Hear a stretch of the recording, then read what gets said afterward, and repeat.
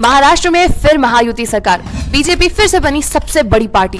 पिछले 5 सालों में राजनीतिक दोस्ती और दुश्मनी की गवाह बनी महाराष्ट्र की भूमि। एनसीपी के 2 टुकड़े हुए, शिवसेना के 2 टुकड़े हुए और हर टुकड़े ने अपनी अपनी राजनीतिक जमीन पर अपने आप को सर्वश्रेष्ठ बताया।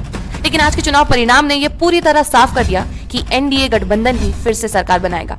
वीडियो रिकॉर्ड किए जाने तक एनडीए को 200 से ज्यादा सीटों पर बढ़त मिल चुकी है और सरकार बनाने के लिए 145 सीट्स की आवश्यकता होती है, तो वहीं इंडिया गठबंधन 100 के आंकड़े को छू तक नहीं पाया है।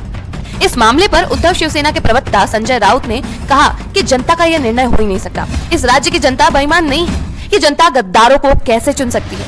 राउत ने कहा कि बीजेपी ने पूरी मशीनरी कब्जे में ले रखी है। एक बात तो सीधे तौर पर यहाँ कही जा सकती है कि एक बार फिर महाराष्ट्र में बीजेपी प्लस की सरकार बनने जा रही है। तो वहीं संजय राउत ने कहा कि ये महाराष्ट्र की जनता का फैसला नहीं हो सकता। बहरहाल इन नतीजों से कांग्रेस, एनसीपी और उद्धव शिवसेना को बड़ा झटका दिया है और एक करारी हार का सामना इन्हें करना पड़ रहा है। तो ये तो हो गई बात चुनाव परिणाम की। आइए एक नजर महाराष्ट्र के बीते 5 साल के राजनीतिक उतार चढ़ाव पर डालते हैं। जून 1966 में बाला साहेब ठाकरे ने शिवसेना की स्थापना की थी।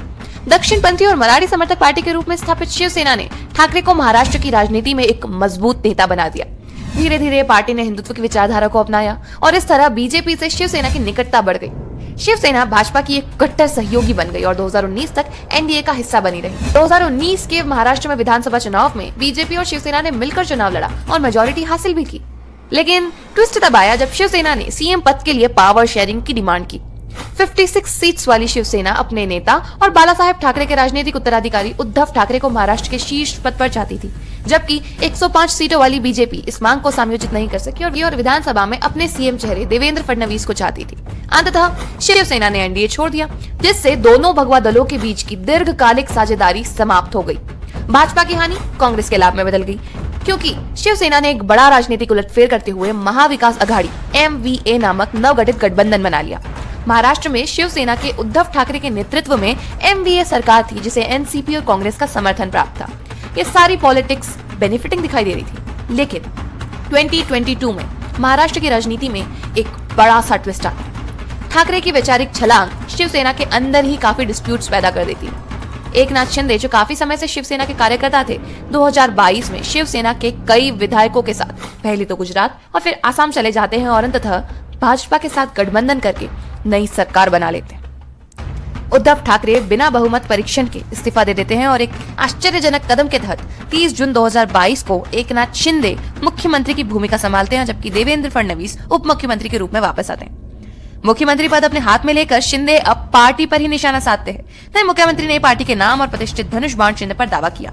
दोनों गुटों ने एक दूसरे के खिलाफ याचिका दायर कर दावा किया कि वे असली शिवसेना है।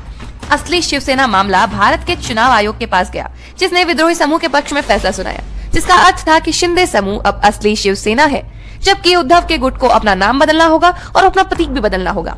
उद्धव ठाकरे ने सुप्रीम कोर्ट के फैसले के खिलाफ याचिका भी दायर की, जिसमें कहा गया कि आईसीआई का फैसला गलत था। मामला अब भी चल रहा है। जुलाई 2023 में अजीत पवार ने शिंदे के नेतृत्व वाली सरकार में शामिल होकर महाराष्ट्र के राजनीतिक समीकरणों को और भी बेहतर बनाया। उनके इस कदम से भाजपा शिवसेना गठबंधन मजबूत हुआ।